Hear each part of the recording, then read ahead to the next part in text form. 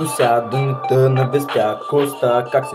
Тука сме от айтоските власти и ще ядете кафеви пасти. Да си знаете, ще подам ръка, за да ти набия стабилната брада. Ако не ще навестя сестра ти да я надира и да я наеба. И също така ще ми прави тръба, защото е грозна Менделяга.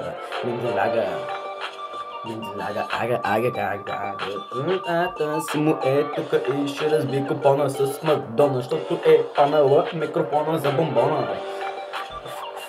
Пъле ми е плика с мазните барбарони, само да ти ги покажа, ще ме кажеш какви са тия комедони, аз ще ти отговоря, аз съм Симо и си пея Тинонино и пак отивам на кино и съм си свеж, а ти си станал келеш.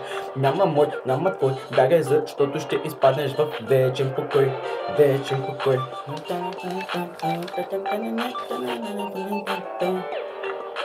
И разбираш ли какво искам да ти докажа? Не искам да ти кажа, а да ти докажа как стоят нещата тук в маклата. Ако не си знаеш правата, си взимаш брадата.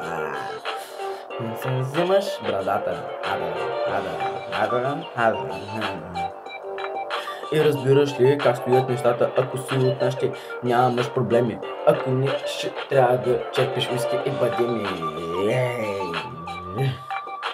И да си знаеш, в маклата няма кой си ти, има кой съм аз. Аз ли кой съм? Няма значение. Важното е, че ти си един насам пидерас.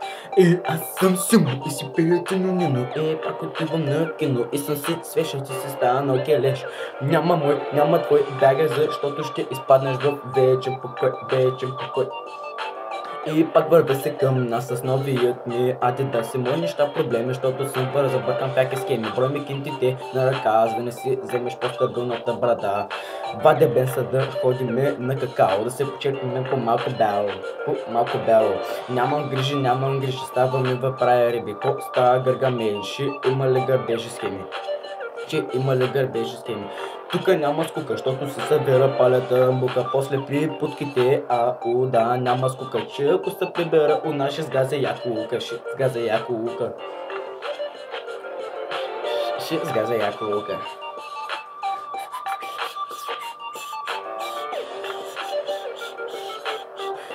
Махай се от тука, бе, тъпчичак, ще теба и загорелия паляк. Ще пратя в комука да си поговориш с тъпата загоряла кука. Ако ни хване тоя 20 так и изчезва, бе, паляк.